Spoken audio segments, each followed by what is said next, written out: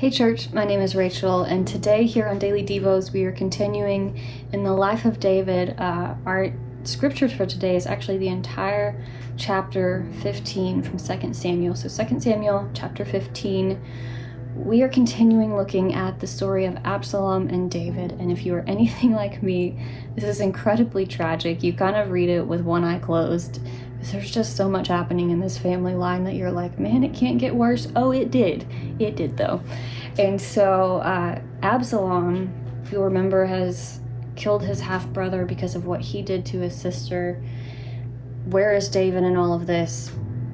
Not present enough, we know that. And so here in chapter 15, Absalom's basically been away, hiding / in exile for, I think, 3 years, I read. And so he's come back into Jerusalem, and it says there at the top of the chapter that he got himself a chariot and horses and 50 men to run before him. So there's a good bit we can learn from here. And so we're going to learn 3 things from Absalom, 3 things from David before we pack it up for the day. And so right away, I think one of the things that we can learn from Absalom is that you don't reinforce your pride. When you're hurt and when you're bitter especially, don't reinforce your pride and your judgment. You are not God. None of us are. And so that's something that we can learn straight away. After that, it's telling us that he would get up really early and go set up this little unofficial gate at the city. And so when people were coming in with, like, I would assume, like, legal disputes and such, he's intercepting them, pulling them to the side and going, wow, what a problem you have. It would be so great if there were someone to hear you out, but there's not. If I were in charge, I would help you with that.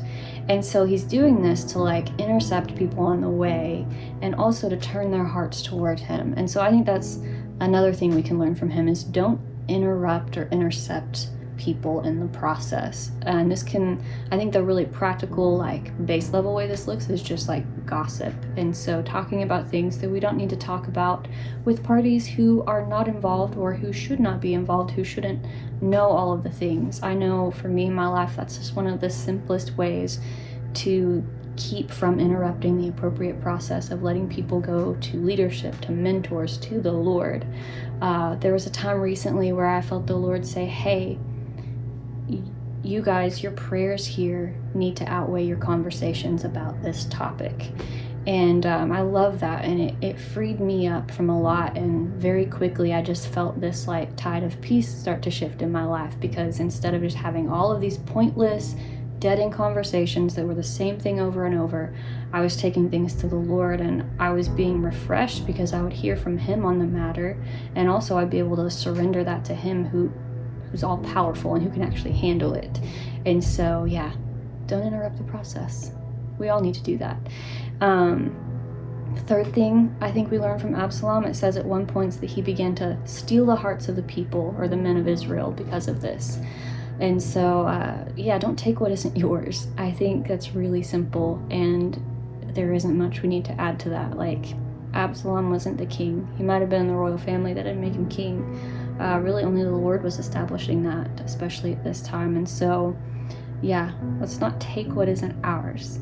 So jumping over to David, one of the really interesting things as I was reading this and kind of looking into some study notes on it is people are saying that they think they think the reason that David responded the way he did, or rather his lack of response to his son's sin and rebellion, is really because of his own sin. So if you remember back with his affair with Bathsheba, sentencing Uriah to the front lines to be slaughtered, all of that, it's funny, you really see elements of that taking place in his sons, but he's apparently, we think, intimidated and won't step in and won't deal with this sin, won't lead his sons in a different way or put an end to it because of that. And here it is, it's really causing the nation to be torn in two. So David is fleeing Jerusalem, and on his way out, he's going out to the Mount of Olives. And there's a really cool part, I think, in verses 25 and 26, where he's basically saying to the priest, hey, the Ark of the Covenant, take it back to Jerusalem. And if the Lord sees fit, he's going to take me back to see it again and to worship him there. But if he's not pleased with me, then I trust him to deal with me as he sees fit. Like, David is, once again, I think this is why he has such a good relationship with the Lord, and it's why we still learn so much from him, even with such significant failures and sin in his life. You see this again, like his heart is turned towards the Lord, and he trusts the Lord to judge him in this moment.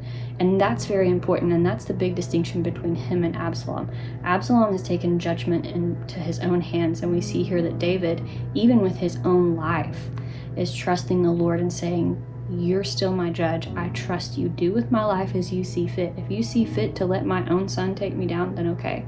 Like, that's just a level of boldness that I think I want to have. I want to have it, to really just trust the Lord that much with anything in your life. That's a big deal. And so I think we can learn, trust the Lord's judgment from David.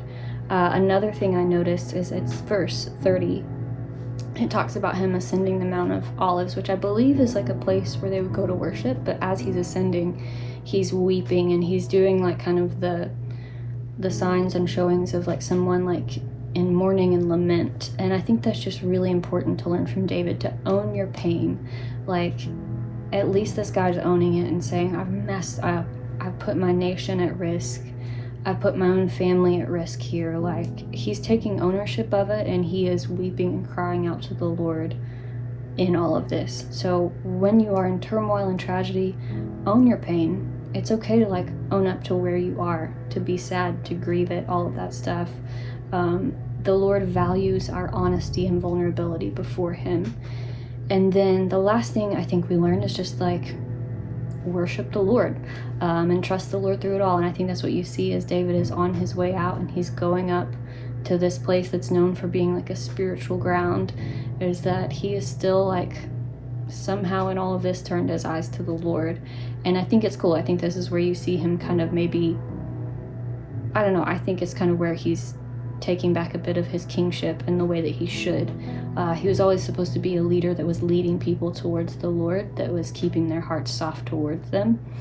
And I think that's what we see him doing here. So the story will go on, and it continues to get more tragic, but in the midst of all of that, there are things we can learn. And so I hope this has helped you, challenged you, encouraged you some way today.